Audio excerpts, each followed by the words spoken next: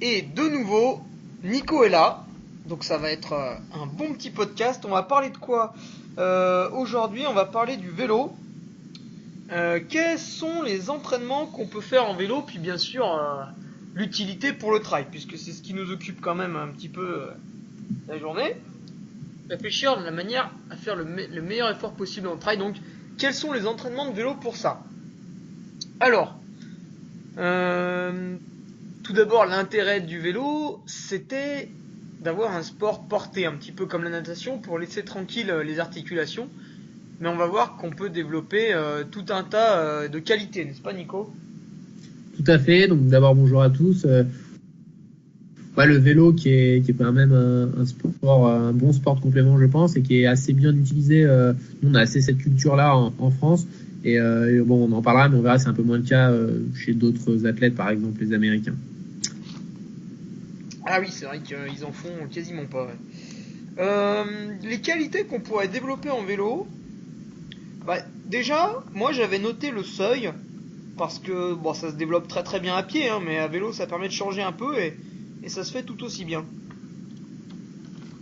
Tout à fait. En fait, ce qu'il faut comprendre, c'est qu'à vélo, on peut développer toutes les qualités, que ce soit le seuil, la PMA, l'endurance. Après, ce qu'il faut réussir à faire, c'est à le transférer pour le sport qui nous importe, qui est la course à pied. Je pense qu'il faut réussir à faire, c'est le vélo, ça permet un peu de gonfler son volume d'entraînement. Après, il faut quand même garder la course à pied, pas forcément de manière dominante en volume horaire, mais au moins suffisant au point de vue des contraintes mécaniques, qui est quand même la grosse difficulté de la course à pied, c'est en particulier les descentes, et ça, c'est une chose qu'on ne peut pas du tout travailler en vélo. Mais sinon, tout le reste des qualités peuvent être développées de manière assez intéressante avec le vélo. Et oui, ça on le voit. Donc moi qui suis ancien cycliste, quand j'ai commencé à faire de la course à pied, et puis que je suis repassé sur les mêmes cols, les mêmes routes, etc., ben, tout de suite mon chrono pour un effort similaire n'avait rien à voir. L'exemple le plus flagrant, c'est le mont Revard. Un jour, je l'avais monté comme ça. Je me rappelle plus exactement de la puissance, mais en gros, j'étais à 18 km/h. Et 4 ans plus tard, je le remonte en course à pied en faisant un effort similaire. Et j'étais à 16 km/h de moyenne. Donc, pour un effort complètement similaire, là, j'avais perdu 2 points de moyenne parce que ben, justement la course à pied elle casse un peu, voilà, il y a des chocs musculaires et du coup c'est vrai qu'en vélo c'est quand même beaucoup plus dur quand on pratique la course à pied à côté. Ouais, complètement. Je pense que tous les gens qui ont un passé cycliste et qui se mettent à la course à pied s'en rendent compte. C'est vrai que quand on fait des sorties, en particulier des sorties un peu exigeantes à pied, on a des vraies pertes de puissance sur le vélo derrière. Alors, je pense que les chiffres sont un peu variables en fonction des gens, mais je pense qu'on peut avoir jusqu'à 10% de pertes sur la PMA après des séances 10 à 15% après des séances exigeantes à pied. Et ce serait même plus si on fait des séances d'excentrique où on a des vraies courbatures, quoi. Donc c'est vrai qu'il faut pas forcément se comparer par rapport à son passé de cycliste si c'est le cas. Mais par contre, en tout cas, c'est hyper intéressant le vélo, en particulier pour le paramètre force, qui est un des paramètres en trail qui est très important, en particulier sur les trails un peu qui sont, on va dire, un peu majoritaires et dominants, et qui sont les plus courus et les plus recherchés par les gens, qui sont les trails alpins, ou du moins les trails avec des forts dénivelés, où là, clairement, le vélo sera un vrai gain pour la force. Et d'ailleurs, on le voit sur les profils de coureurs qui sont performants. On a quand même plus souvent des coureurs qui sont issus de sports où il faut quand même de la force, de la puissance, qui sont le vélo, le triathlon. Alors le triathlon, ça dépend un peu du profil de chaque triathlète, mais voilà, ceux qui sont forts en vélo souvent peuvent être assez bons derrière en trail. Et puis aussi les skieurs alpinistes.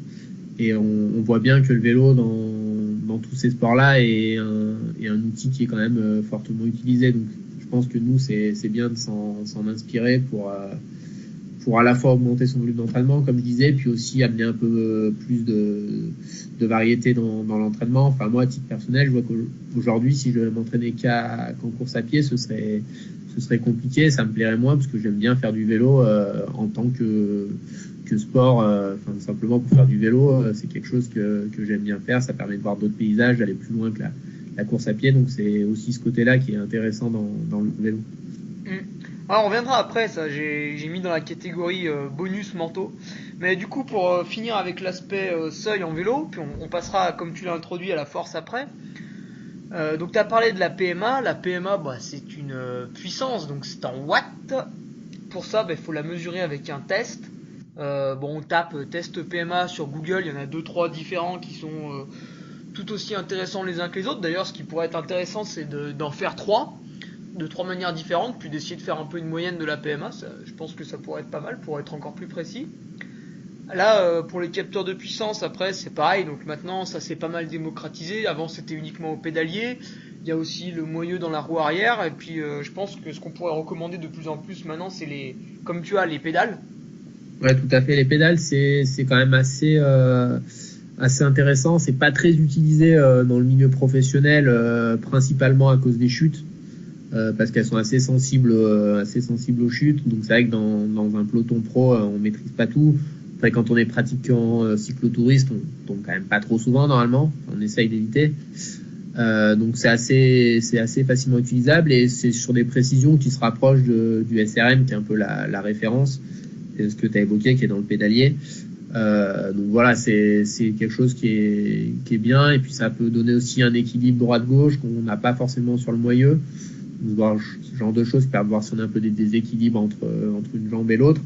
Et c'est aujourd'hui, alors c'est un investissement, mais moi j'ai payé à peu près 750 €, je crois, le capteur. Donc c'est quand même pas non plus hors de prix quand on pratique de manière assez assidue. Et puis c'est quelque chose qui dure assez longtemps. Et puis c'est un bel outil pour tous ceux qui aiment bien les stats dans leur pratique. Ça permet d'avoir un peu des données chiffrées. Après, faut pas être l'esclave non plus du capteur de puissance. À l'image d'un cardio, ça mesure l'effort. Après, ça mesure pas la fatigue qu'il peut y avoir, comme on l'a évoqué tout à l'heure quand on a fait des longues sorties. On va perdre un peu en puissance. Donc c'est vrai que il faut toujours garder à l'esprit à la fois ses sensations et puis le capteur en parallèle pour analyser aussi des fois après l'entraînement, mais pas être esclave de son capteur de puissance. Oui, puis les pédales, donc tu l'as dit, c'est 750. Après, si on est un peu feignant, on peut en acheter uniquement une qui mesure et c'est à 600. Mais c'est plus intéressant quand même de mettre 100 € de plus pour avoir les deux. Et à titre de comparaison, le moyeu dans la roue arrière, il faut compter aussi à peu près dans les 700. Les plateaux, c'est Power Tape qui fait ça aussi, il faut compter dans les 700. Mais alors après, tout ce qui est pédalier, c'est au-dessus de 1000. Et là, le SRM, on est entre 1500 et 2000. Je déconseille fortement tout ce qui est pédalier, puisque tous mes amis qui en ont eu ou qui les utilisent, les cassent régulièrement.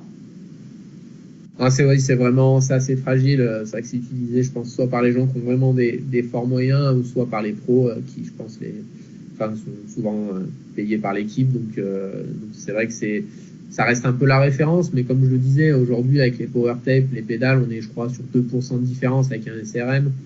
Bon, ça suffit largement, et en fait on est dans la précision de mesure, dans la limite de mesure de l'appareil. Donc ça donne, et puis ça a des données assez cohérentes avec ce qu'on peut voir quand on est pratiquant. Donc c'est bien, et puis ça permet de se comparer un peu des fois avec les cyclistes professionnels et se rendre compte à quel point c'est impressionnant les puissances qu'ils sont capables de développer quand on a ces outils-là. Donc il y a ça, il y a aussi ce côté-là qui peut être un peu sympa. Après, pour revenir un peu au seuil, c'est vrai qu'en vélo, on peut, moi c'est mon ressenti, mais faire vraiment des charges presque plus importantes qu'à pied, quoi. Je trouve qu'il y a moins de choc, ça permet d'enchaîner sur plusieurs cols à des intensités qui peuvent être proches du seuil. Donc c'est vrai que le vélo, de ce point de vue-là, c'est quand même un outil qui, moi c'est mon ressenti, mais permet de faire presque des charges d'entraînement des fois plus importantes que ce qu'on fait à pied, quoi. Oui, alors le seuil, ça va être entre 75 et 85% PMA environ. Et puis, suivant fatigue, on va être plus proche des 75 ou avec la fraîcheur des 85, suivant aussi la durée qu'on veut travailler. Ah, c'est Et ça. Si tu fais des 6, 7, 6, on va dire 36 et 10 minutes, on sera plus sur des puissances à 85%. Après, si tu fais un seuil continu de 40-45 minutes, bon là déjà, tenir à entre 75 et 80%, ce sera pas évident. Donc voilà, adapter.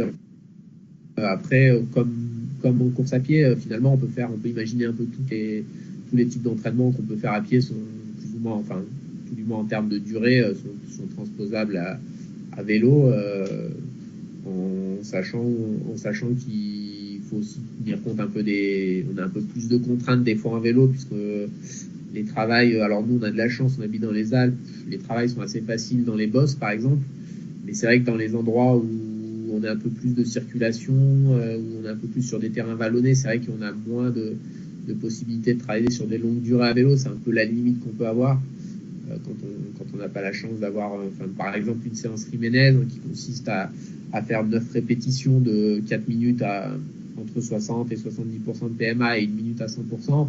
C'est vrai que chez nous, ça peut se faire assez facilement sur un col. Pour les gens qui peuvent pas, qui n'ont pas ces cols-là, c'est assez difficile de faire ça sur la route. Donc c'est là aussi que tu peux avoir l'intérêt d'un autre outil où le vélo est utilisé, c'est le home trainer. Donc, que ce soit pour ces séances-là et puis aussi en hiver quand on peut pas trop rouler. Oui, parce que toutes les séances vélo qu'on va citer dans le podcast sont complètement transposables sur le home trainer, à part bien sûr une sortie longue de 6-7 heures. Encore que certains énergumènes le font. Bon, ils sont quand même un peu plus rares que les autres. Ouais, Mais faut sinon, toutes les qualités sont transposables sur un home trainer. Et en plus, c'est beaucoup plus abordable au niveau du prix pour avoir la puissance sur le home trainer. Ouais, tout à fait, en sachant que bon, on sera souvent sur des puissances moins précises que la réalité, mais ça, on s'en moque un petit peu. Comme tu l'as évoqué tout à l'heure, par exemple, tu fais ton test PMA, une fois que tu l'as fait sur ton trainer, tu as une valeur, je sais pas, par exemple, de PMA. Voilà, c'est 320 watts sur ce home trainer là. On se moque un petit peu de savoir si c'est exactement ça la réalité, si tu le fais avec un SRM ou un autre capteur puissance. Mais en tout cas, quand tu seras sur ton home trainer, tu travailles en tenant compte de cette PMA et ça marche assez bien. Et après, tu évoquais, on peut faire tous les types de travail. Après, souvent, voilà, sur le home trainer, on va réduire les durées. Admettons qu'on mette une séance de seuil, je sais pas, par exemple, 5 fois 6 minutes au seuil dans une côte ou dans un col sur la route. On va inclure ça dans une sortie de 2 heures. Bon, si tu fais du home trainer, tu peux te contenter de faire 1 heure, 1 heure et quart, ça suffit, quoi. C'est vrai que sur le home trainer, enfin, moi, c'est souvent ce que je fais. Sur les séances, je fais un échauffement, souvent plus bref que ce qu'on fait sur la route ou à pied, parce qu'en fait, on monte plus vite en température aussi sur le home trainer. Et c'est un peu l'un des buts de l'échauffement. Donc, c'est vrai qu'au bout de 10 minutes sur le home trainer, c'est dans une pièce qui est un peu chauffée, t'es vite transpirant, donc tu peux commencer les séances plus tôt. Et puis après, tu fais une récup 5-10 minutes, ça suffit. Et souvent, on fait que le cœur de séance sur le home trainer. Parce que c'est vrai que mentalement, c'est quand même pas ce qu'il y a de plus fun comme pratique. Mais vraiment, tout est possible. Et puis quand si on a une sortie longue, que le temps est vraiment pourri dehors, qu'on peut pas rouler, on peut imaginer aussi de fractionner son home trainer en 2 séances dans la journée pour que ce soit un peu moins dur mentalement. Ouais, c'est vrai que sur le home trainer, donc si on fait un test de puissance sur le vélo de route, il va falloir en refaire un sur le home trainer parce que les données seront pas forcément les mêmes. Alors moi j'ai remarqué que sur mon home trainer et sur mon vélo de route j'ai sensiblement les mêmes, mais ça dépend beaucoup du type de home trainer. C'est un peu au petit bonheur à chance, de toute manière c'est pas grave, parce que nous on a un outil de travail, soit c'est le vélo de route, soit c'est le home trainer, et sur cet outil de travail on fait un test, et donc on a notre tableau en fonction de notre outil de travail. Donc c'est vrai que le chiffre, qu'on fasse 250 ou 350 watts de PMA, en fait on s'en fiche, parce que ça correspond pas à une valeur physique, mais ça correspond à l'outil de travail qu'on a. Par contre, si on refait le même test PMA 3 mois plus tard sur le même outil, et qu'on a gagné 15 watts de PMA, bon là ça montre qu'on a progressé. Mais si je fais un test PMA à 280 watts sur mon home trainer et que une semaine plus tard j'en fais un à 310 sur mon vélo de route, c'est pas forcément un progrès, ça il faut bien le comprendre. Ouais, bah, au-delà déjà des mesures différentes qui peuvent être données par les appareils, il y a aussi plus de puissance développée sur la route que sur l'home trainer. Parce qu'il y a aussi le fait qu'on puisse se mettre en danseuse, faire aussi les vélos qui permettent de gagner un petit peu en puissance sur la route par rapport au test home trainer. Donc même si on va dire, moi je prends mon exemple, moi j'ai mon home trainer, j'ai cassé la pièce qui donnait la puissance, donc je travaille avec les pédales. C'est vrai que je le vois, on développe quand même pas la même puissance, alors que j'ai le même outil de mesure, on développe quand même pas la même puissance sur l'home trainer. Donc toujours faire deux tests de toute manière, même si on a même si on utilise par exemple son capteur de puissance à la fois sur la route et sur l'home trainer, toujours bien faire deux tests pour le home trainer. Et puis bon, après souvent c'est pas les mêmes périodes non plus d'entraînement, parce que bon, le home trainer, c'est vrai que si on a un capteur de puissance, on va quand même pas trop s'amuser à aller faire les séances sur le home trainer quand il fait beau, ce que je pouvais avoir tendance à faire quand j'avais pas le capteur pour être sûr de bien travailler. Aujourd'hui, je l'ai fait dehors, donc toujours penser bien à faire un test en début de cycle d'entraînement. Et puis bon, de toute manière, on voit assez vite si on a des gains ou des pertes par rapport à la PMA qu'on a habituellement, parce qu'après on voit vite si on arrive à faire les séances ou pas. Donc on peut toujours aussi réajuster par rapport à ça. Et puis donc pour le seuil, on vient de voir toutes les séances à pied, donc 5 fois 6 minutes, 2 fois 30 minutes, etc., sont transposables en vélo. Si on les fait sur le home trainer, bah, on réduit un petit peu les durées, enfin il y a une légère adaptation à faire, mais c'est tout à fait faisable aussi. Donc le seuil, bah, l'intérêt de le travailler, c'est exactement le même que pour la course à pied, hein. C'est parce que c'est un seuil ventilatoire pour les efforts qu'on va faire sur des bosses de, je sais pas, 20-45 minutes lors des trails. Donc ben voilà, forcément, il faut le travailler à l'entraînement. Et maintenant, on va parler donc de ce que tu avais énoncé en début, la force musculaire donc sur vélo. Ça, c'est quelque chose qu'on peut peut-être pas forcément faire à pied, à moins de travailler le mini trot en bosse. Je sais pas si ça ressemble bien, mais en vélo, en tout cas, c'est diablement efficace. Oui, on peut faire à pied, hein, dans des bosses très raides, des choses très raides, un peu montées en faisant par exemple beaucoup en marche, en faisant des grands pas. Mais c'est vrai que moi je trouve que le vélo force c'est quand même vachement, c'est très intéressant. Puis on peut faire vraiment plusieurs types de travail, hein, à la fois d'endurance de force sur des durées plus courtes, mais on est sur des niveaux de puissance plus élevés. Voilà, il y a plein de travail qui sont possibles à faire à vélo. Après, on peut faire aussi un peu de force max avec des sprints. Donc c'est vrai que sur le vélo, il y a plein de choix possibles. Et je trouve que moi personnellement, je préfère faire ces séances-là sur le vélo ou le home trainer qu'à pied. Même si en fait, on développe toujours un peu notre force quand on fait des forts dénivelés, hein. Ceux qui courent régulièrement dans des dénivelés, ils s'en rendent vite compte. Si on vient par exemple de la plaine et qu'on se met à faire beaucoup de parcours avec Ford D+, normalement on progresse quand même assez vite en termes de force en particulier. Et je pense que c'est parfois un peu négligé par les gens qui ont plus une culture athlétique de la course à pied, et donc en particulier les gens qui vont venir de l'athlétisme classique, qui je pense négligent un petit peu. Quand on veut faire des parcours alpins, on a beaucoup plus à gagner à monter sur son vélo et à faire ce type de séance qu'à faire des tours de piste à VMA. Alors faut faire les deux, hein. C'est pas l'un ou l'autre, mais si on devait quand même choisir qu'un seul type de travail, je pense que la force peut plus apporter au trailer que la VMA sur piste. Oui, et puis surtout, l'intérêt de travailler la force en vélo plutôt qu'à pied, enfin, de le compléter en tout cas, c'est que à pied, j'ai remarqué, quand on trotte en bosse comme ça tire énormément sur les tendons d'Achille. Et il y a quand même pas mal de coureurs qui s'en plaignent, donc autant s'économiser en faisant la force sur le vélo. Donc la force sur le vélo, là, on va se situer entre 60 et 75% de PMA, pareil, hein, suivant les durées. Est-ce que je fais des séries de 5 minutes? Est-ce que je fais des séries de 20 minutes? Ça dépend de l'entraînement, hein, de comment on a choisi. Mais la durée, elle est variable. Et puis, ouais, l'effort entre 60 et 75%, parce que au-dessus, on va commencer à toucher un peu le seuil. Et mélanger force et seuil à vélo, bon, ça se fait pas trop. Même si toi, t'es tellement un bourrin que tu y arrives un peu, c'est quand même difficile. En fait, c'est pas terrible parce que c'est très très fatigant en fait. si tu fais des séances de force on va dire dans la zone d'intensité seuil, tu vas alors à la fin créer des contraintes qui sont quand même importantes au niveau des tendons, ce genre de choses. Donc les gens qui peuvent être sensibles, c'est quand même ça peut être risqué.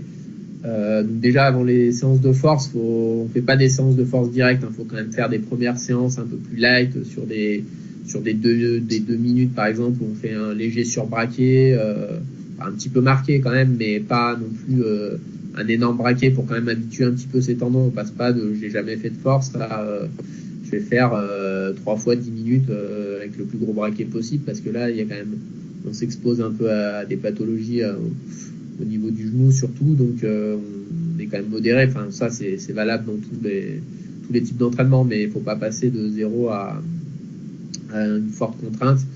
Et donc du coup la force, il faut plutôt rester sur des puissances même de l'ordre, quand on travaille vraiment la force on va dire sur des 4 à 7 minutes, on peut même se placer sur alors souvent à 40 à 50 tours par minute. Donc ça pour les gens, bon, soit on a un capteur de cadence et c'est simple, sinon pour les gens qui n'ont pas, une petite astuce, c'est que tu comptes le nombre de tours que tu fais d'un côté, et puis sur 15 secondes par exemple, et tu multiplies par 4 et t'as ta cadence. Ça te permet de savoir si tu te situes bien dans la zone, donc 40 et 50 RPM quand on fait de la force. Et puis voilà, la puissance entre on va dire, on va commencer plutôt bas, après on peut finir sur du 70% des fois en fin de cycle, mais pas abuser trop de la force à intensité un peu élevée, parce que ça c'est vraiment générateur de fatigue. Ouais, puis en fait, de toute manière, la force, quelque part, elle vise un développement musculaire accru par rapport aux autres types d'entraînement. Donc, on n'en a vraiment rien à faire de l'intensité cardiaque, enfin, du moins pas grand-chose, puisque avant tout, ce qu'il faut, c'est renforcer les muscles des jambes.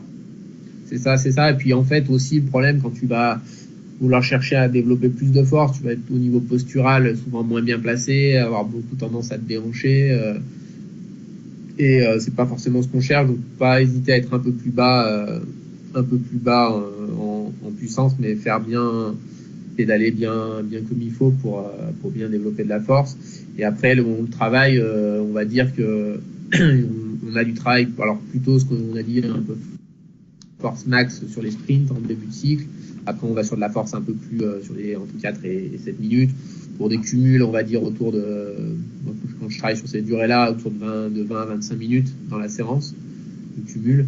Et puis après plus de l'endurance de force, où là on peut aller faire 3 x 10, 3 x 15, 2 x 20 minutes, sur souvent un peu des puissances un peu moins élevées quand même, parce que de toute manière, si la puissance est trop élevée, on n'arrivera pas à la tenir toute la durée du bloc. Donc voilà, tous ces types de travail qui sont quand même très intéressants, je pense, pour progresser en boss et en boss raid en particulier, parce que t'évoquais tout à l'heure le mini-throw. En fait, quand même quand on fait du mini-throw, on a quand même toujours une tendance un petit peu pliométrique de rebond qu'on n'a pas quand même sur le vélo, où on est beaucoup plus sur un effort concentrique et qui va se rapprocher de ce qu'on vit quand on fait de la marche. Donc c'est vrai que le vélo, pour progresser à la marche, c'est pas mal, quoi. Alors après, il faut transposer la bonne technique de marche pour aller vite, mais au moins on aura la force nécessaire pour être efficace quand on marche.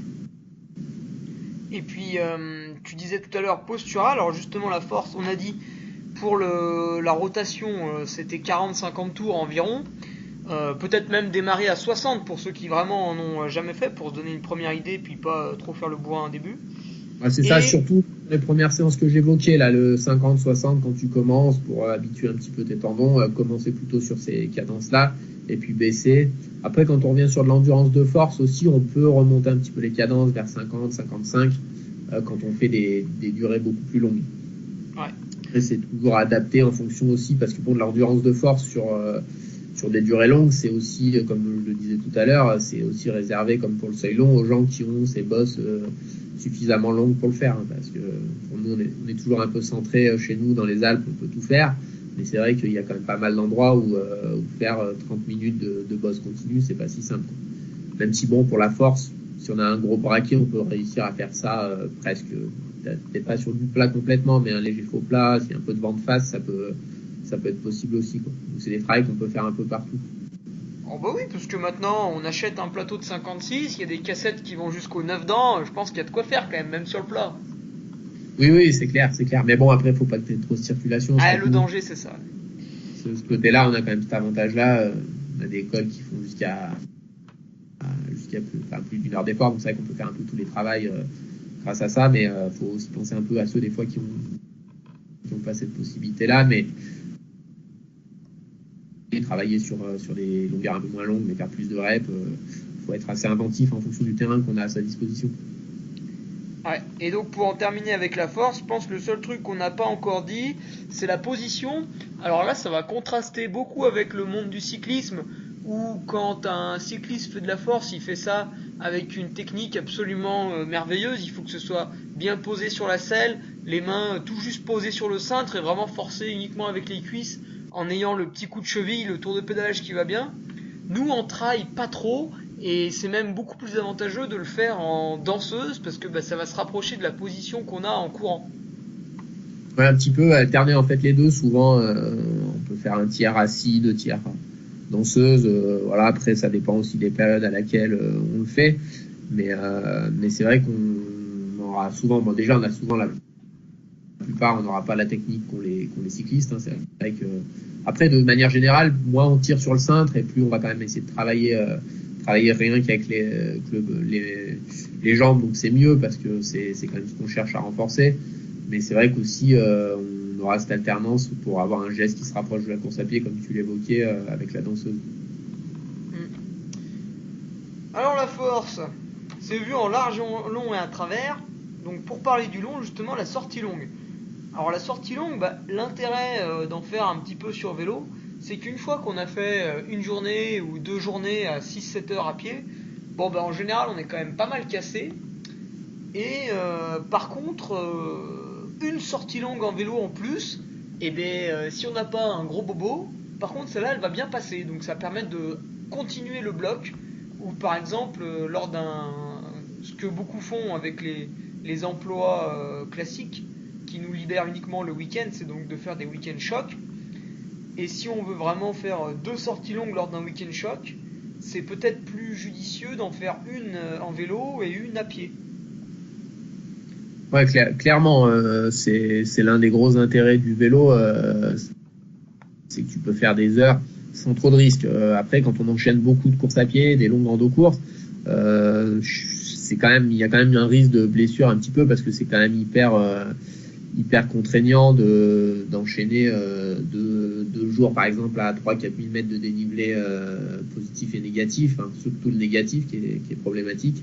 C'est vrai que le vélo, il n'y a pas du tout ça. Alors après, moi j'ai remarqué aussi, c'est que le vélo, on va souvent rentrer, alors souvent, surtout pour des non-pratiquants, un peu plus fatigués qu'à pied parce que comme tous les sports, quand on pratique pas, on est quand même moins économique, on a un moins bon coût énergétique, donc souvent on va rentrer très fatigué. Du vélo, c'est des choses qui s'améliorent au fil des années, hein, mais quand on débute, on peut rentrer très fatigué, mais c'est vrai qu'on n'aura pas ces douleurs un peu articulaires ou qu'on a un peu plus à pied, et c'est vrai que ça permet le lendemain d'être presque frais, quoi, si on a respecté les intensités, qu'on a roulé plutôt cool, quoi, parce qu'après faut se méfier un petit peu quand on fait du vélo. C'est vrai qu'en bosse, on peut avoir tendance à être vite sur des intensités un petit peu élevées et à générer de la fatigue, mais si on respecte bien quand c'est une sortie longue cool et qu'on fait bien tout cool, souvent on peut enchaîner le lendemain sans aucun problème. Et c'est là tout l'intérêt du capteur de puissance, même en sortie longue. Alors, avoir le nez sur les zones à 5 watts près, ça n'a pas vraiment de sens. Mais par contre, ça permet de vérifier qu'on n'est pas en train de démarrer lors de notre sortie longue un col au seuil, parce qu'on fait une sortie avec des copains, ça peut être vite fait. Hein. L'autre fois, j'ai fait une sortie donc en regardant le capteur, mais sans jamais déranger les potes avec qui j'étais. Et donc, c'est vrai qu'au début, on attaquait, on était plutôt au seuil. Et puis, arrivé au sommet, en fait, on était à peine à I2. Donc, c'était pas trop dérangeant, parce que là, c'était une sortie vélo plaisir, on s'en fichait. Mais pour quelqu'un qui va faire une sortie de 6 heures dans une semaine d'entraînement déjà un petit peu chargée, si il fait tous ses débuts de col au seuil, il y a de grandes chances qu'il ait du mal à terminer sa sortie de vélo. En plus, en vélo, quand on n'est pas trop habitué au début, mais même après ça le fait toujours un petit peu, c'est que le vélo donne faim. Parce que l'estomac il est bien posé sur la selle, il bouge pas. Donc, alors qu'en course à pied, ça bouge dans tous les sens. Souvent on a mal au ventre, on n'a pas spécialement envie de manger. Mais en vélo, au bout de 2-3 heures, en plus s'il fait un petit peu frais, on a très vite faim. Donc si on accentue ça en faisant des départs de col surpuissants, ça peut être compliqué sur la fin. Ah bah clairement, s'il y a un conseil qu'on peut donner aux gens, c'est quand vous commencez à faire des sorties longues, n'hésitez pas à mettre trop, pas manger dans les poches plutôt que pas assez. Et puis un petit billet dans le téléphone, ça peut des fois sortir un peu de la de la misère, parce que c'est vrai que je pense que alors, faudrait voir le ressenti de tout le monde, mais moi mon ressenti c'est que j'ai quand même plus souvent pris des grosses hypoglycémies en vélo plutôt qu'à pied, quoi.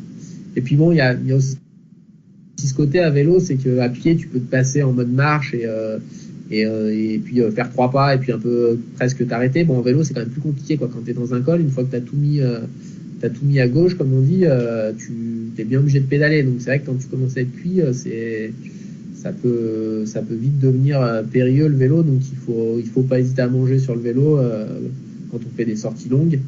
Et puis dès qu'on met un peu d'intensité à vélo, ça puise pas mal, moi je trouve, au niveau énergétique. Donc pas hésiter à bien se ravitailler, à bien manger, et puis plutôt toujours mettre un peu de barre plus que vouloir être limite en disant ça va passer, parce qu'on a tous connu des retours compliqués jusqu'à la maison. Ah bah moi j'ai déjà appelé 3 fois la voiture suiveuse. Avec arrêt définitif de la sortie. C'est ça. En plus, des fois avec toi on n'a pas de chance, on a des casses matérielles, donc faut être assez prévoyant sur ce point de vue, sur le point de vue énergétique. Prévoir ça, surtout je pense au début quand on commence à pratiquer, parce que comme je le disais tout à l'heure, on n'est pas très économique et qu'on va quand même vite se fatiguer.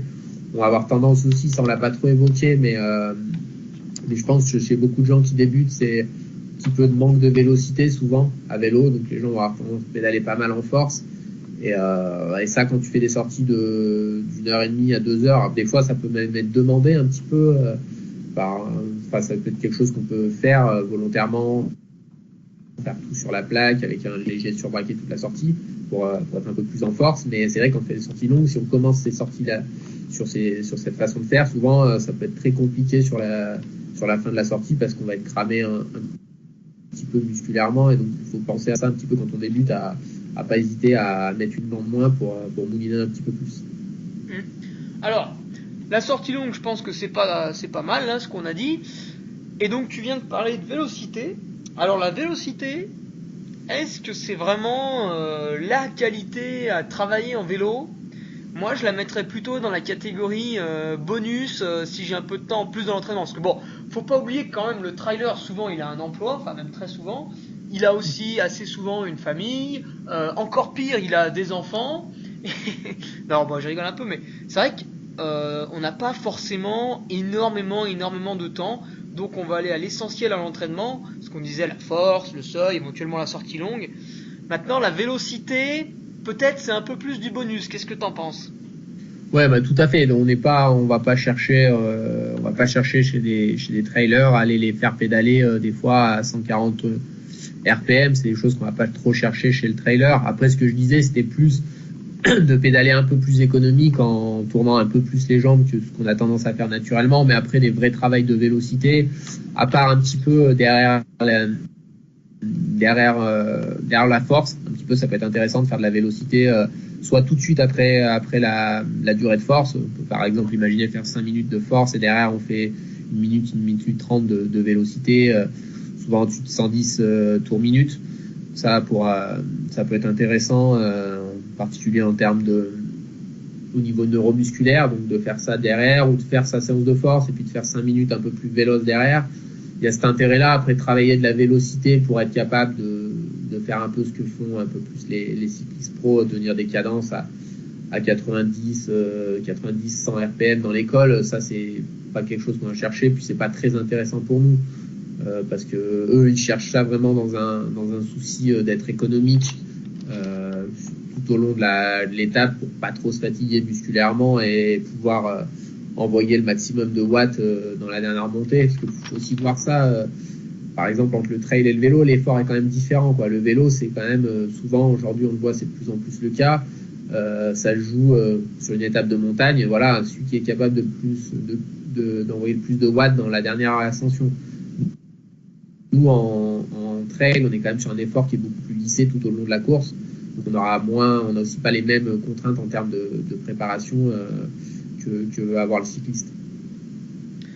Ouais, et puis nous, déjà que quand on va faire du vélo, en général, on est cassé par la sortie à pied de la veille, ou de la grosse semaine.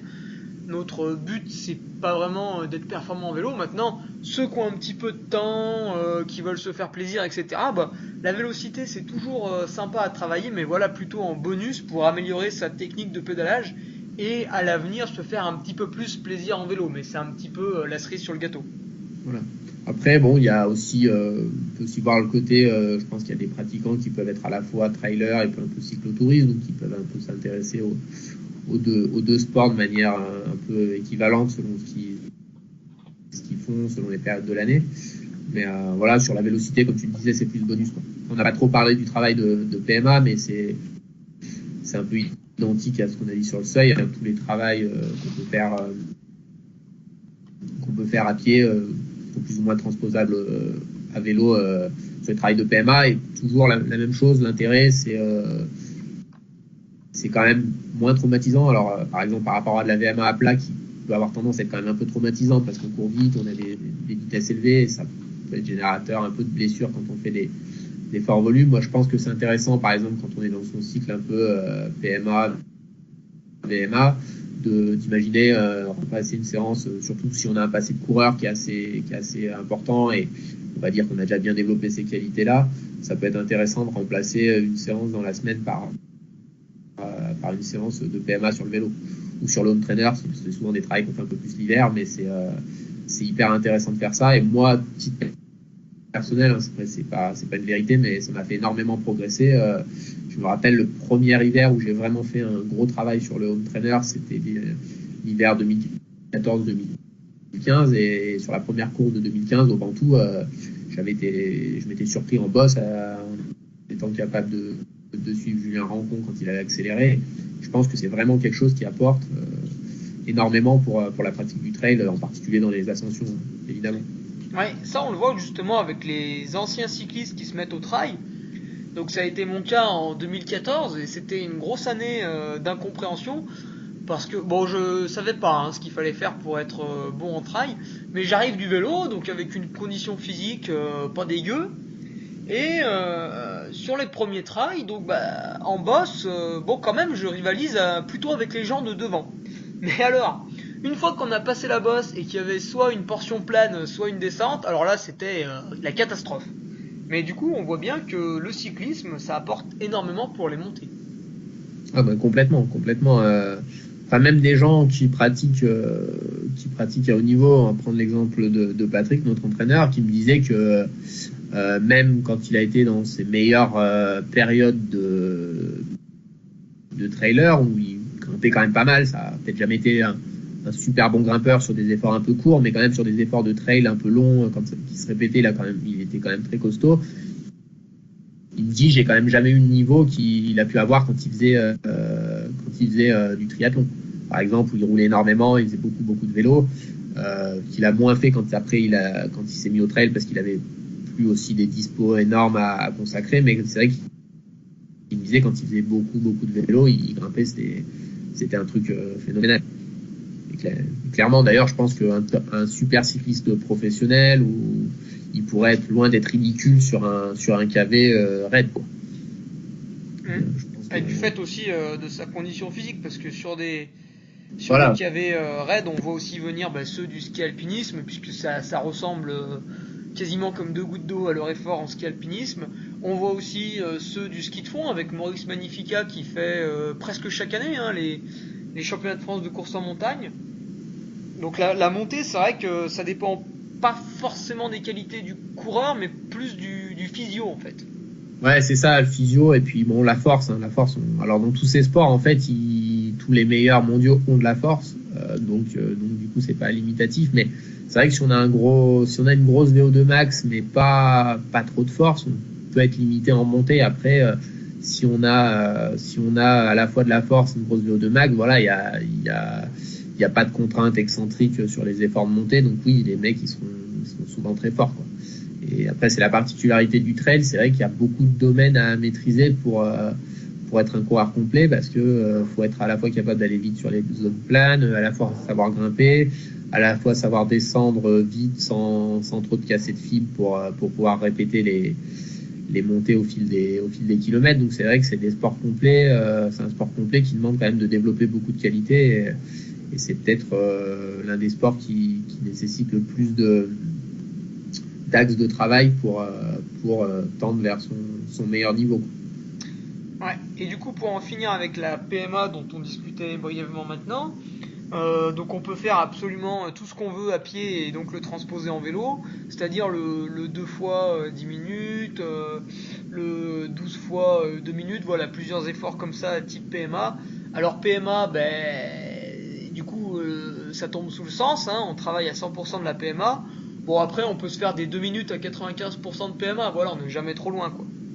Oui, bah après c'est voilà la zone, on va dire que c'est quand t'es à peu près à 90% de PMA jusqu'à un peu plus 105% de PMA, du travail de PMA. Après, le travail au-dessus de PMA, à mon sens, pour le trail, il est pas très intéressant, quoi. Les cyclistes en font beaucoup parce que dans leur sport, il y a beaucoup de relance, et puis il y a des efforts assez brefs, par exemple sur des arrivées de 1 ou 2 minutes en bosse, ou ce qu'on peut faire sur les gens qui connaissent un peu les Flandriennes, où ils montent les monts, ça dure des efforts pas très longs. Eux font beaucoup de travail, entre 1 et 5 minutes au taquet. Bon, nous en course à pied, enfin surtout pour du trail, moi ça me paraît pas hyper pertinent de développer ces qualités-là, qui sont pas les plus déterminantes pour être performant en trail, quoi. Et oui, puisque la grosse différence avec le vélo, c'est qu'en trail, bon, votre adversaire accélère de manière subite, vous n'avez pas envie de le suivre, aucun problème, hein, vous le reprenez dans 10 minutes, il n'y a pas de souci. Par contre, en vélo, on sort d'une ville, il y a un virage à 90 degrés, d'un coup il y a un Belge en tête qui s'énerve, le peloton accélère, vous n'avez pas envie de produire votre sprint à ce moment-là, bon bah vous êtes lâché du peloton, vous rentrez jamais et la course est terminée. Ça, c'est les deux grandes différences entre les sports. Tout à fait. Ouais, là, sur ce point-là, c'est là où je pense que l'entraînement va vraiment diverger entre ce qu'on peut faire à vélo pour du trail, et puis vraiment un entraînement de cycliste pur. C'est vraiment plutôt ces efforts-là, quoi. Nous, on va faire un petit peu de sprint, on peut imaginer un petit peu de sprint pour la force max, mais on va pas faire les mêmes travails que ce que font les cyclistes. Comme on l'a dit, bon, sur la vélocité, on fait pas tout à fait les mêmes choses, et puis aussi sur les travails au-delà de PMA qui sont moins déterminant à mon sens pour le trail. Alors du coup, on a terminé avec la PMA. Moi, j'avais noté aussi après l'aspect récupération, parce que on fait par exemple une bonne séance à pied le matin, soit de la VMA sur stade, soit un effort en côte, ou un effort en descente, hein, c'est possible aussi. Et on a encore un peu de temps libre, mettons on est le samedi, donc l'après-midi, ça peut être intéressant de faire 1 heure de vélo souple pour justement délier un peu les muscles. Et peut-être aussi ça... Alors moi je l'ai remarqué sur moi, souvent quand on fait une séance de course à pied qui est très dure avec donc beaucoup de chocs, donc moi c'est la VMA à plat qui me pose souvent ce souci-là, ça nous fait des périostes, hein, les douleurs dans les tibias. Et j'ai remarqué que mes périostes passaient lorsque j'augmentais les sorties à vélo à intensité basse et les randos courses où il y a beaucoup de marches. Ouais, je pense que ça vient, enfin, je suis pas spécialiste, mais à mon avis, ça vient du fait que ça vascularise un peu plus que du repos total, par exemple, et puis t'as pas de choc, donc ça, à mon avis, ça peut être l'une des raisons pour laquelle ça t'améliore un petit peu ça. Mais ouais, c'est très intéressant le vélo. Et puis bon, comme on l'a évoqué tout à l'heure, il y a ce côté, ce qui peut être difficile. Alors là, on va s'adresser à des gens plutôt qui s'entraînent pas mal, mais le côté un peu monotone de faire un seul sport qui est cassé par le vélo. Et moi, je sais qu'aujourd'hui, même en termes d'équilibre, voilà, je fais quand même, on fait régulièrement. C'est donc il y a aussi du bi-quotidien. Moi, je préfère clairement le bi-quotidien course à pied vélo que 2 fois course à pied, quoi. C'est quelque chose que je fais avec plaisir, la course à pied et le vélo. 2 fois la course à pied, selon ce que c'est à faire, j'aime moins, quoi. Et puis ouais. Après il y a le côté, ça on n'a pas trop évoqué, mais c'est vrai qu'il y a vélo, faut faut pas hésiter quand même à investir un peu dans du matériel de qualité quand on veut rouler toute l'année, parce que c'est vrai qu'on a plus le problème du froid, tout ça, ce genre de choses à vélo qu'on n'a pas trop à pied, quoi. À pied, on peut faire un peu par tous les temps. À vélo, quand t'es pas bien équipé, qu'il fait mauvais, ça peut vite être un peu galère, quoi. Ouais, alors ça justement, c'est ce que j'aurais mis dans les bonus mentaux, c'est-à-dire à vélo, ça permet, donc tu l'as dit, de couper un peu avec la course à pied en changeant de paysage, et surtout en changeant de lieu. Parce que, bon, quand on habite quelque part, on est pris par le boulot, la famille, etc. Donc on va s'entraîner à pied autour de chez soi, en faisant pas trop de voiture pour maximiser le temps d'effort et pas le perdre en faisant une heure de bagnole. Et en vélo, on fait une sortie de 2 heures à pied, on fait une sortie de 2 heures en vélo. Bon, bah 2 heures à pied, admettons, on va faire 20 km. 2 heures de vélo, admettons, on va faire 50-60 km. Ça permet soit de sortir complètement de la ville, soit de passer dans l'autre vallée. Voilà, ça permet de découvrir d'autres endroits, d'autres paysages. Et ça fait pas mal de bien à la tête quand on a l'habitude de faire toujours les mêmes séances aux mêmes endroits. Et puis surtout, ça permet aussi d'avoir d'autres partenaires d'entraînement, et ça c'est une grande ouverture d'esprit parce que vous courez, alors non seulement vous courez autour de chez vous la plupart du temps, donc la plupart du temps avec les mêmes gens. Bon, ça c'est pas gênant parce qu'en principe c'est vos amis, donc j'imagine que c'est quand même assez plaisant de les voir, mais le fait d'ajouter des sorties vélo, ben, ça fait parfois rencontrer d'autres personnes, et des fois ça permet même de s'entraîner avec des personnes qui n'ont pas forcément le même niveau que vous à pied.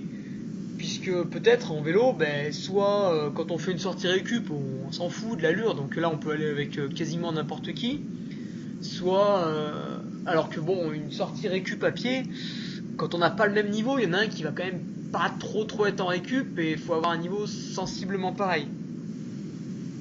Ouais, bah, c'est vrai qu'en vélo, t'as le côté aspiration. Donc, quand tu roules sur le plat, déjà, tu peux rouler avec, tu peux imaginer que le mec qui est devant, il roule à l'intensité qu'il a envie, et celui qui est derrière, même s'il est un peu moins fort dans la roue, il va rouler peut-être à une intensité légèrement plus élevée pour lui, mais il peut quand même tenir la roue. Alors que c'est vrai qu'à pied, bon, bah, quand tu jogues à 14, le mec, il se met derrière toi, faut quand même qu'il jogue à 14, quoi. Donc, il y a ce côté-là qui permet de mélanger un peu plus le niveau, le niveau à vélo. Et puis moi je suis assez d'accord avec toi sur le côté faire des grands tours, nous on fait assez régulièrement ces sorties là de 5-6 heures, ça te permet quand même de faire des vrais tours, quoi, quand t'es pas bloqué comme ça nous arrivait l'autre jour par la gendarmerie en haut d'un col, mais ça permet de faire des balades sympas, de visiter un peu le territoire autour de chez soi, et puis on peut aller un peu de chaque côté, aussi à vélo de manière un peu plus facile qu'à pied, ou si on a une zone un peu de ville à traverser, on va avoir tendance à pas aller forcément courir de ce côté-là d'une vallée parce qu'il y a cette zone en ville à traverser, alors qu'en vélo, bon bah hop, on passe et puis on évite de l'autre côté, donc ça permet vraiment de varier les tours, pas à l'infini, mais presque, quoi. Entre les diverses durées d'efforts qu'il peut y avoir à vélo, ça permet quand même de faire des belles sorties. Ouais, alors tu parlais justement de la gendarmerie qui nous a bloqué la dernière fois. Bon, on sait toujours pas pourquoi, hein, ils ont pas voulu nous dire. Mais là, ça nous permet d'en venir au désavantage du vélo. C'est qu'on est forcément exposé aux conditions de circulation. Donc les conditions de circulation, c'est quoi? C'est au-delà du danger des voitures, de la ville. Là, je pense que tout le monde en est conscient parce qu'on s'est tous baladés un jour en ville, que ce soit en vélo, à pied ou en voiture. Bon, ben, l'accident est quand même vite fait, hein. Enfin, même moi, des fois en voiture, il y a certains cyclistes que je vois très mal. J'essaie de faire un maximum attention, hein, bien sûr. Mais les conditions de circulation, c'est aussi que, bon, ben voilà, nous, on était arrivés en haut d'un col, et puis la gendarmerie avait bloqué le sommet, on pouvait pas descendre, donc il a fallu changer d'itinéraire. Alors nous, on était au début de la sortie, c'était pas bien grave. Maintenant, autre anecdote qui m'a coûté un petit peu plus, c'est qu'un jour, je suis parti faire un exercice de seuil. En plus, c'était du seuil long, donc je savais que j'allais passer un sale quart d'heure, du moins une sale heure pour tout dire. Et je monte le relais du chat, hein, qui est au-dessus du Bourget du Lac, là, à côté de Chambéry, par le versant, je sais pas si c'est nord, en tout cas par Yenne, donc l'autre côté. L'intérêt de faire ça, c'est qu'une fois arrivé au sommet, bon, j'avais une vue magnifique sur le Bourget du Lac et le lac, et puis surtout, je n'avais plus qu'à descendre le col pour être chez moi. Donc je l'ai monté par l'autre côté pour descendre et retourner chez moi. Manque de peau, on était début avril, et en fait, il s'est avéré que l'autre côté était encore enneigé. Donc une fois que je suis arrivé au sommet et que j'avais fait mon seuil, bon ben les 60 km que j'avais fait, finalement il fallait les faire dans l'autre sens. Donc la sortie a été beaucoup plus longue. J'ai utilisé mon petit billet qui était dans la poche pour me rassasier à une boulangerie. Et donc bon exemple, bien donné. Et là, bon, on en rigole parce qu'au final, j'ai juste fait une petite fringale, puis voilà, je suis arrivé chez moi, c'était le soir, mais imaginons que qu'on soit parti après le boulot, il peut y avoir le danger de la nuit. Imaginons encore pire, qu'on soit parti entre midi et 2, il peut y avoir le fait d'arriver 1 heure en retard au travail, ça peut être quand même très problématique. Donc il faut faire attention aux conditions de circulation. Certains cols sont enneigés d'un côté et pas de l'autre.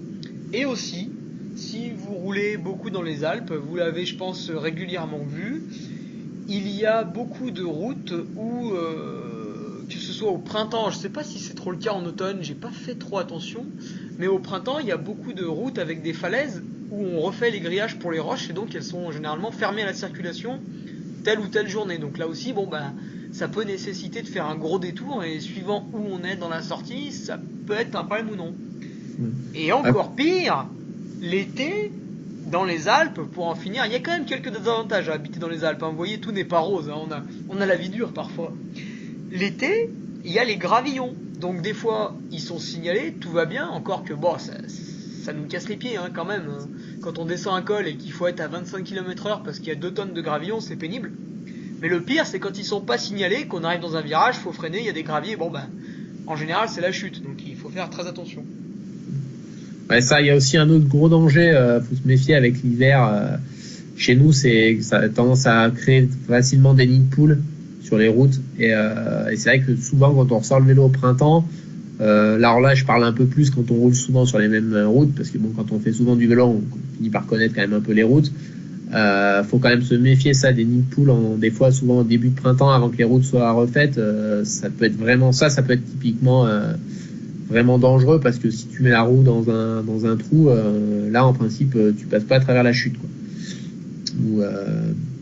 C'est notre ami Aurélien Dunant.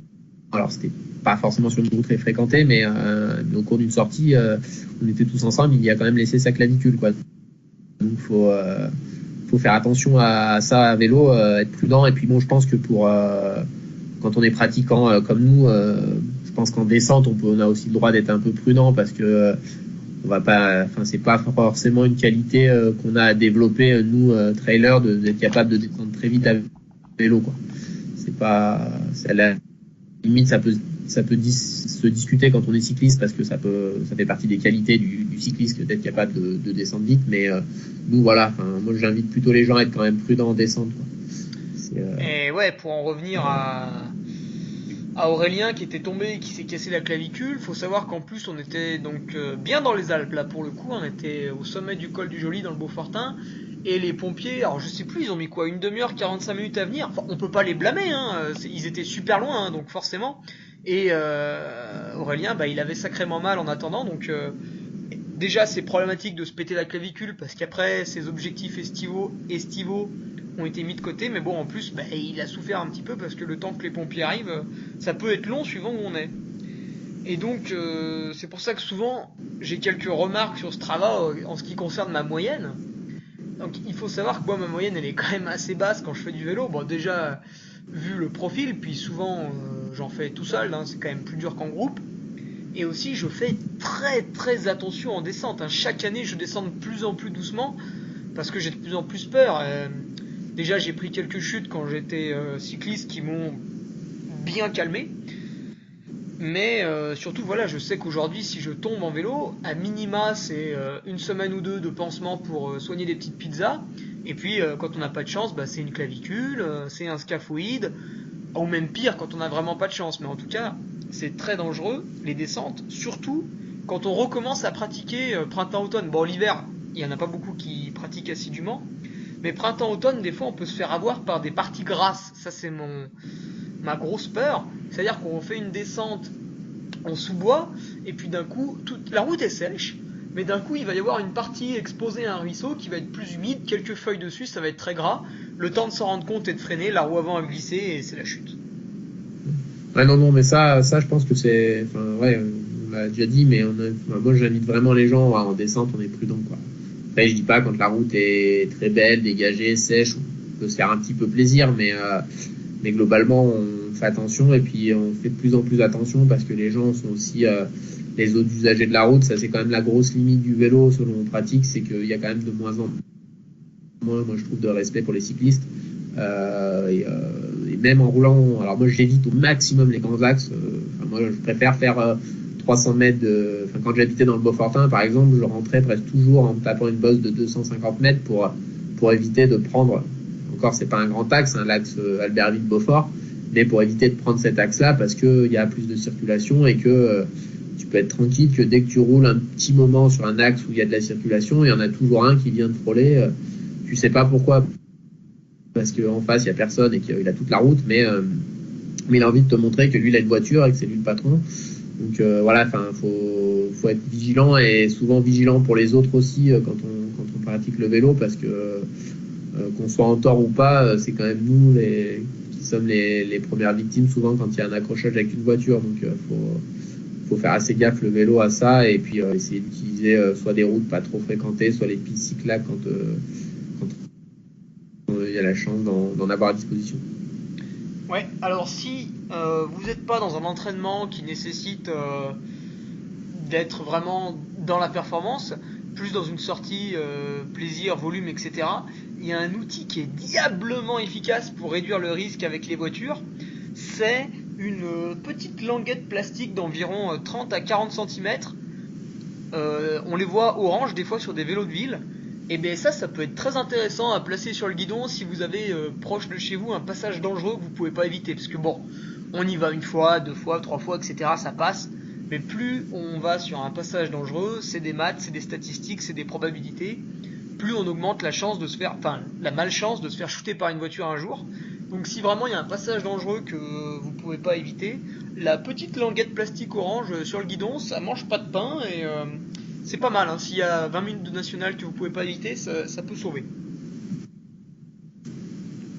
Ouais, c'est clair. Faut faire gaffe. On le voit de plus en plus. Il y a quand même des paris d'accidents. Alors, moi, j'ai la chance souvent de pratiquer à des endroits où tu arrives à trouver des routes où tu as quand même pas grand monde, mais c'est vrai que dès qu'on est dans des zones un peu plus urbanisées, ça peut vite être plus compliqué de trouver des routes peu fréquentées par les voitures. Donc, inviter les gens à être vigilants, et puis à se comporter aussi, parce que alors on blâme souvent les automobilistes, mais il y a aussi parfois les cyclistes qui respectent pas trop les règles de circulation. Et bon, on est quand même soumis au code de la route quand on est en vélo, donc on fait attention, on respecte les autres si on est aussi un peu respecté. Ouais, et du coup, dernier désavantage pour le vélo, on l'a énoncé brièvement tout à l'heure, c'est le prix. Parce que si aujourd'hui vous êtes un trailer qui a 3 paires de baskets, un sac, une paire de bâtons, etc., bon, vous n'avez pas investi beaucoup, même si peut-être vous en avez l'impression.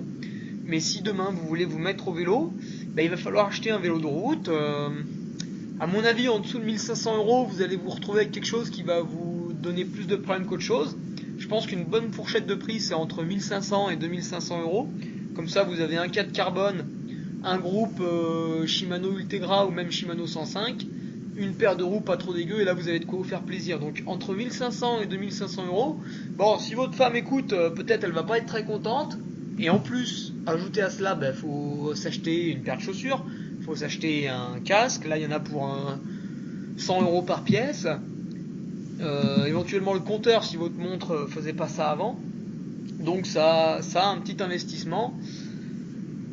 Et c'est vrai que quand j'en vois certains qui râlent à propos du prix de chaussures, alors ils ont raison, hein, parce que les marques ont des marges qui sont monstrueuses, mais le vélo c'est un petit peu au-dessus, donc c'est vrai que c'est souvent, pour l'avoir vu dans les catégories jeunes en cyclisme, on dit souvent que c'est un sport de riche. Ouais, bon, après, on peut aussi un peu nuancer, c'est que si on est plaisir, c'est du plaisir. Voilà, et puis si on est sur une pratique quand même pas hyper assidue du vélo, on peut tenter de vélo d'occasion, ce genre de choses, pas trop cher, mais après comme dans tous les sports, c'est aussi du plaisir. Donc oui, avoir un joli vélo, c'est quand même toujours sympa. Des fois, ça donne un peu plus envie d'aller en faire que si on a le vieux vélo de papa qui traînait dans le garage, ce genre de choses. Mais voilà, après, faut quand même avant tout monter sur le vélo. C'est ce qui fera le plus d'effet plutôt que la qualité du vélo. Ouais, et puis si on a un vélo qui est soit trop d'occasion, soit mal entretenu, soit on a acheté une bouse à 800 €, bon, ça va marcher un temps, mais le problème c'est que ça va plus être très fiable au bout d'un moment, et quand on va commencer à faire de la force, etc., bah peut-être on va péter une chaîne, peut-être on va voiler une roue, enfin il y aura un petit souci, et si on est loin de la maison, bon bah encore une fois, le retour peut être long.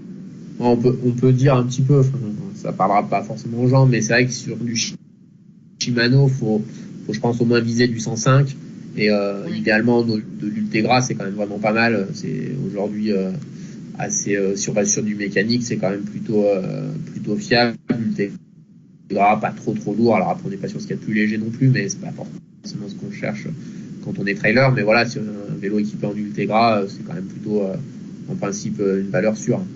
Voilà.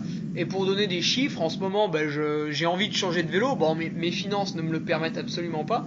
Mais il y a la marque Rose, donc c'est une marque allemande. Donc là, vous avez quand même une très très bonne qualité, un petit peu comme Canyon. Mais Rose propose pour peut-être se faire connaître en ce moment des tarifs très avantageux. À 2350 € par exemple, vous avez un vélo qui fait 6,7 kg. Il est équipé en Shimano Ultegra, enfin, c'est pas mal, hein, 6,7 kg. Si vous avez un vélo dans votre garage, allez le poser, vous allez voir, souvent on est quand même entre 8 et 9, même si on estime avoir un bon vélo. 6,7 kg, il y a vraiment de quoi se faire plaisir, et voilà, on est un tout petit peu au-dessus de 2000 € pour en finir sur la catégorie prix. Ouais, non, mais pour donner une ordinaire, pour les gens qui ne connaissent pas, 6,8 kg, c'est la limite basse de UCI. Donc on est sur un vélo qui est en dessous du poids limite autorisé par l'UCI. Donc on est vraiment sur quelque chose d'ultra light, quoi. Non, je pense qu'en ce moment, ça fait partie des marques qui sont vraiment hyper concurrentielles.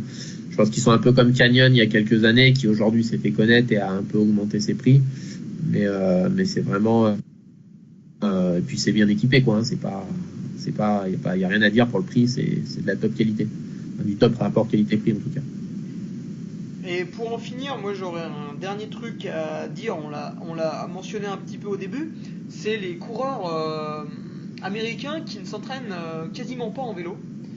Alors moi je dirais que c'était vrai avant, mais maintenant de plus en plus ils vont se mettre à d'autres sports. On voit régulièrement, alors certains non, hein, mais je vois par exemple Tim Tollefson, bon bah depuis 1 an ou 2, il a intégré le fait qu'il habite dans une région avec un climat difficile, et il s'est mis à faire du ski alpin, du ski d'alpinisme. Bon, il fait pas du vélo parce qu'il fait que neiger chez lui, donc il peut pas se mettre au vélo. Mais après, on a aussi Alex Warner qui commence à faire régulièrement quelques sorties vélo. Donc je pense que au final, ils vont quand même s'y mettre. Qu'est-ce que t'en dirais, toi? Ouais, bah je pense que oui, c'est une évolution logique. Après, je pense aussi que sur les volumes d'entraînement kilométriques qu'ont certains Américains, moi, c'est mon avis, ça engage que moi, c'est quand même très difficile à tenir sur le long terme. Tu vois, des 180, 200 bornes par semaine. Alors, je dis pas que ponctuellement, ça peut pas être fait.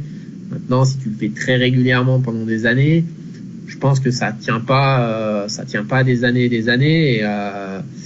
Et finalement, il y a un moment donné, quand tu cours beaucoup, l'intérêt de faire un footing un peu, on parle d'athlètes de haut niveau, mais à 14-15, est-ce que ça t'apporte plus qu'aller faire une sortie de vélo en remplacement? Moi, je suis pas sûr, quoi.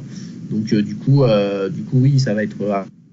Alors après, c'est beaucoup culturel parce que c'est des gens souvent plus issus du milieu de l'athlétisme, alors que nous, en Europe, on a quand même, souvent en France, on voit quand même des gens qui viennent de milieux plus divers et variés. On a des anciens cyclistes, des anciens triathlètes.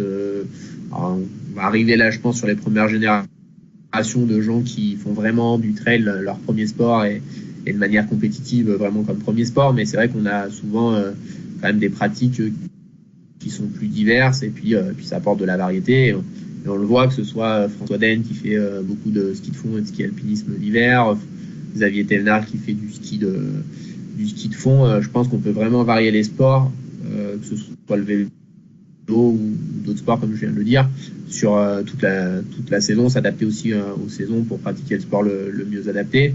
Puis voilà, après la seule limite si on fait beaucoup de ski alpinisme, c'est qu'il faut pas vouloir être performant sur un trail court au mois de mars, quoi. Non, ça il y a. Ah. Mais si on tient compte de ce genre de choses, il y a pas de souci, quoi.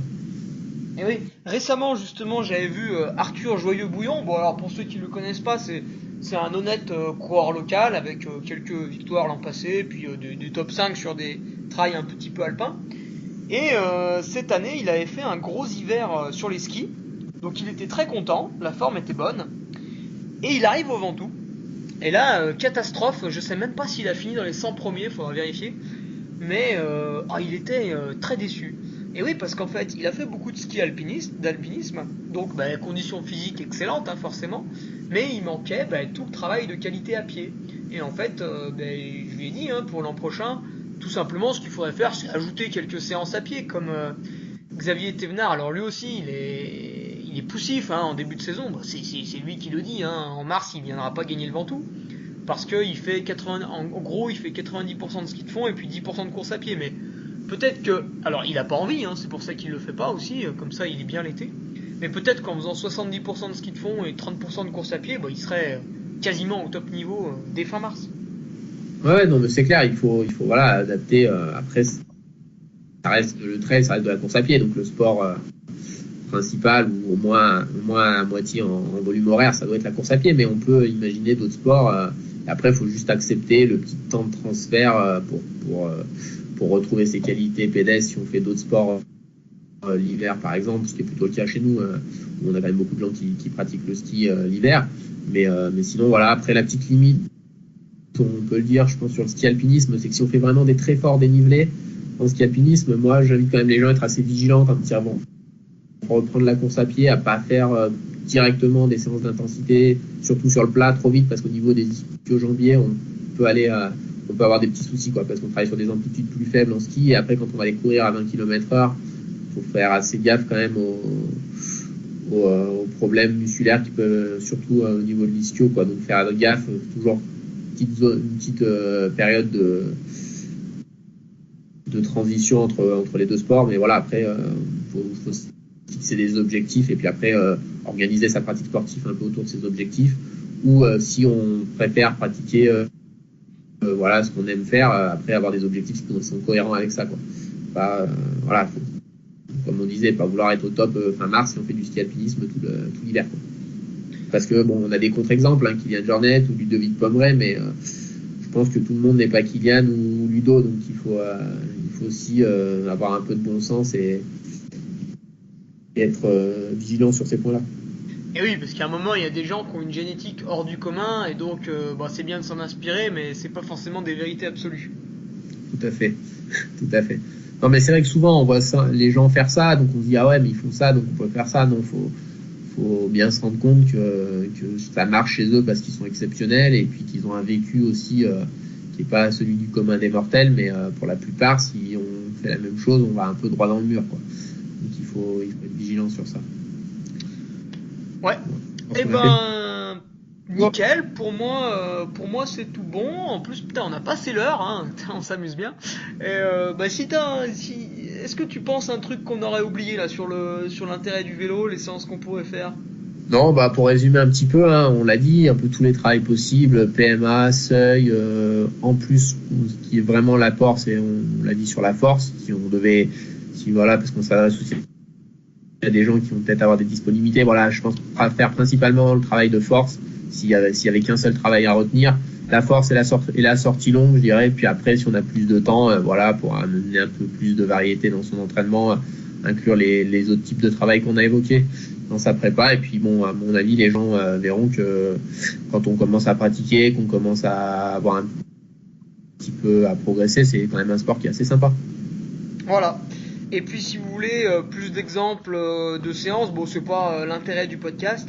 Moi je vous invite à suivre le groupe 2EP sur Facebook, hein, c'est notre entraîneur Patrick Bringer qui partage régulièrement quelques séances savoureuses, ça vous donnera des idées. Il partage également l'entraînement de ses triathlètes, donc c'est pareil, c'est très intéressant pour avoir des idées nouvelles. Et puis après, vous pouvez nous suivre de temps en temps sur nos réseaux sociaux, mais surtout sur Strava. Hein. Nous, avec Nico, on adore partager, puisque justement, comme le dit très bien notre coach, tout ce qui n'est pas partagé est perdu. Tout à fait. Et puis comme je le disais, chacun est unique, donc voilà, on peut mettre sur Strava ce qu'on fait. C'est pas, je pense que ceux qui s'en inspirent, ils peuvent s'en inspirer. Maintenant, copier, c'est aller avoir de bonnes chances d'aller droit dans le mur, donc il n'y a pas de souci à partager ça, quoi. En fait, copier, pour terminer, c'est complètement stupide parce qu'on n'a pas la même famille, on n'a pas le même emploi, on n'a pas les mêmes dispos, on n'a pas le même lieu géographique, on n'a pas le même passif sportif, on n'a même pas forcément les mêmes objectifs en course à pied. Ceux qui se préparent pour un 30 km ou pour un ultra, pas pareil. Donc, s'inspirer, oui, copier, non. Tout à fait. Voilà. Et, écoute, Nico, et puis voilà, ça peut être inspirant pour certains, c'est toujours sympa. Ouais. Nico, en tout cas, merci encore d'avoir consacré quand même un petit peu de ton temps. Bon, même si en ce moment t'en as un peu plus, mais c'était encore sympathique. Merci Hugo, à bientôt. Allez, à la prochaine. Salut.